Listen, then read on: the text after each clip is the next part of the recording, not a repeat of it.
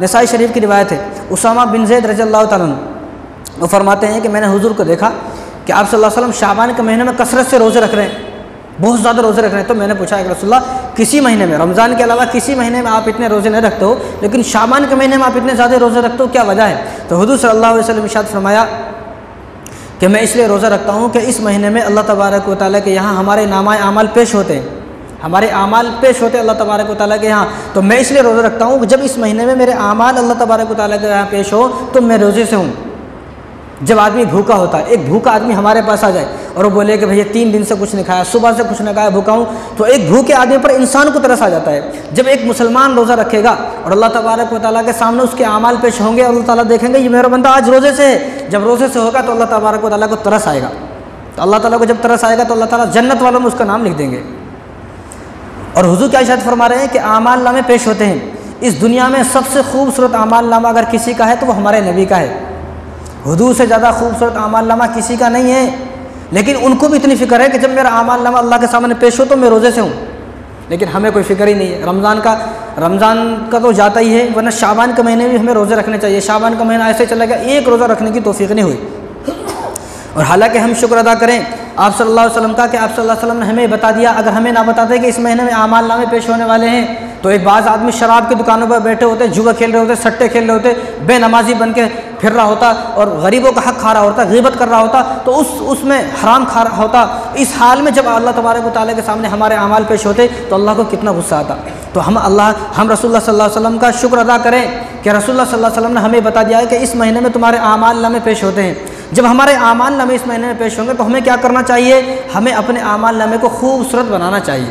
कि हमारा आमाल नामा जब अल्लाह के सामने इस महीने में पेश हो, ख़ास करके शब बरात की रात जब हमारे सामने निस्फ़ शाबान की रात अल्लाह ताला के सामने हमारा आमाल नामा पेश हो, तो हमारे आमाल नामे में एक भी गलती ना लिखी हो, एक भी गुनाह ना लिखा हो, एक भी ऐसा कोई गलत काम ना लिखा हो कि अल्लाह तबारक व तआला को देखते ही गुस्सा आ जाए। ऐसा ना हो कि जो मग़फ़िरत का महीना है, जो मग़फ़िरत की रात है, उसी महीने में मेरा नाम जहन्नुम वालों में लिख दिया जाए। तो अपने आमाल नामे को खूबसूरत बनाना है। तो अपने आमाल नामे को खूबसूरत कैसा, हमारा आमाल नामा खूबसूरत कैसा बनेगा? कोशिश करेंगे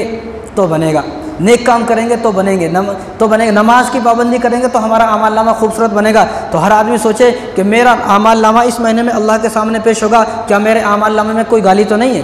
मेरे आमाल नामे में कोई झूठ तो नहीं है, कोई धोखा तो नहीं है, कोई हराम तो नहीं है, कोई कत्ल तो नहीं है, तकब्बुर तो नहीं है, हसद तो नहीं है, बुग़्ज़ तो नहीं है, कीना तो नहीं है, शराब तो नहीं पीता हूँ मैं, ज़िना तो नहीं करता हूँ मैं। अगर ये सब मेरे आमाल नामे में है तो मेरे लिए रोने का मकाम है कि मैं रोऊँ, गिड़गिड़ाऊँ और अपने आमाल नामे को खूबसूरत बनाऊँ कि मैंने इस साल के अंदर, कि पिछले साल मेरा आमाल नामा अल्लाह के सामने पेश हुआ था, अब इस साल भी मेरा आमाल नामा अल्लाह के सामने पेश होने वाला है, तो मैंने इस पूरे साल में कितनी नमाज़ें छोड़ी। अगर मैंने एक भी नमाज़ छोड़ी है और जब वो आमाल नामा अल्लाह के सामने पेश होगा तो अल्लाह देखेंगे, आमाल नामे को देखकर फरमाएंगे इस मेरे बंदे ने इतनी सारी नमाज़ें छोड़ी हैं आज की रात, कि जिस रात में इतने लोगों की मग़फ़िरत हो रही है, जितने बनु कल्ब की बकरियाँ हैं, उन बकरियों के ऊपर जितने बाल हैं उतने लोगों की मग़फ़िरत हो रही है, लेकिन ये इतना बदबख्त आदमी है कि उन लोगों में भी इसका नाम नहीं है। तो अपने आमाल नामे को खूबसूरत आमाल नामा बनाना है कि अल्लाह हमारे आमाल नामे को देखकर खुश हो जाए और इसी रात में अल्लाह तबारक व तआला जन्नत वालों में मेरा नाम लिख दे।